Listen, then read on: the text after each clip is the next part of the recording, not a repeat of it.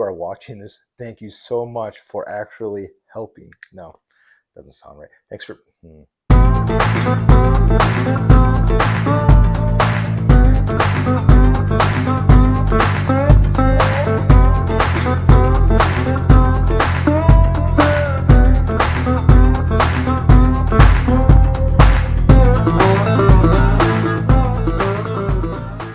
Hey guys, welcome to my channel. This is my first video. Let me introduce myself. My name is Scott and I am brand new to the EDC world. I started getting into it about a year ago, and about 6 months ago I started getting really heavy into it. I've been watching YouTube videos of other EDC guys very heavily, and I figure no better way to start my channel than to make my first video on what keychain I carry.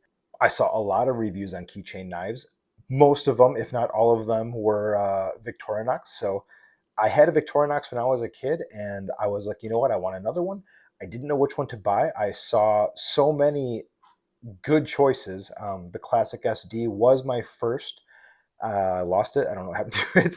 The little key rings that they put on these things, I wish they were stronger. If anybody knows where I can get a really good key ring, something where I'm not going to lose a nice expensive knife that's on my keychain, I would really appreciate it. At first, I really wanted the Mini Champ because of how many choices it had. But as I looked further into the Mini Champ and all of the tools that were on there, I really couldn't justify using any of the tools, so I kind of lost my interest. I thought having a flashlight would be really cool on my keychain knife, but then the LEDs that come on the Victorinoxes aren't very good, and I carry a flashlight.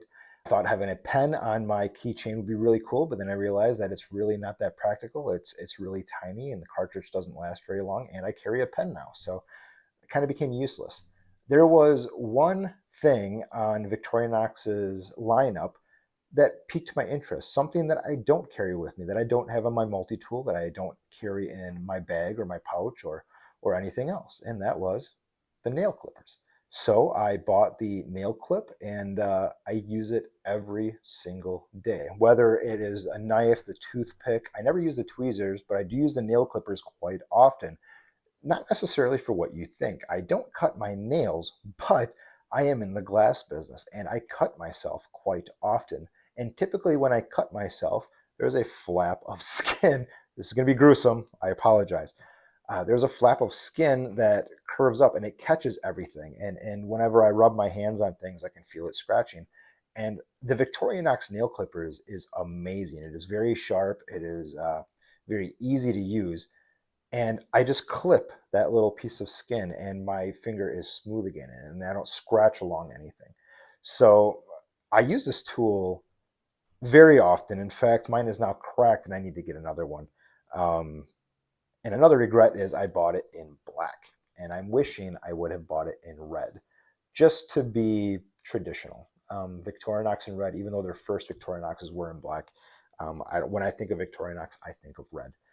I do really, really wish they made this in an ALOX, except for the fact that I use the toothpick all the time. So in a way, I'm kind of, I love this one. I just wish there was an ALOX version. I wish all ALOX versions had a toothpick and a tweezers, to be honest, but that makes them thicker, and then they're not as cool. And the ALOXes are just on a whole nother quality level. I absolutely love the aluminum and the thinness and how thick the knives are and how much more durable all the tools are on them. So I'm starting to collect all of the ALOX models in red, which means that a lot of mine are knife center editions, but that is okay. I don't care. It doesn't bother me that it says that on the back. So let's go over some of these tools. I use the scissors all the time. I mean, these things have gone through hell and back, and they're still sharp. They cut all the time. And this kind doesn't have the spring. It has the little mechanism, which is different. The downfall to it is you can't open it up as wide as the ones with the spring, but it still does the job just fine. I mean, these are very small scissors, but they still work. They're very sharp. You also have the regular, you have the nail pick and the file built onto it, so you can get all the grime from underneath your nails, which I do quite often because I'm in construction. So I have used that quite often. The little knife, the little blade, I use this all the time to open packages. In fact, there is tape residue all over my blade. I really should clean that. And then the main piece that I absolutely love is the nail clippers.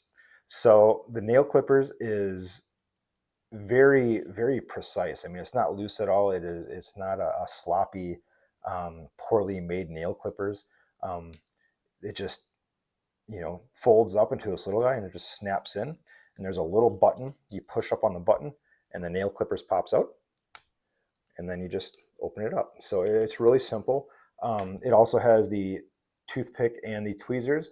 Now I use the toothpick all the time. My tweezers, however, are missing because I must have dropped it and I cracked my shell, and I don't have any of my tweezers, so I got to order another one. Um, it is what it is. But yeah, so for my very first video, hopefully this gave you something a little bit different, a different perspective of a type of keychain knife that you never hear about on YouTube. All of the knives I hear for keychains are usually like the Rambler or um, the Mini Champ or the Classic SD.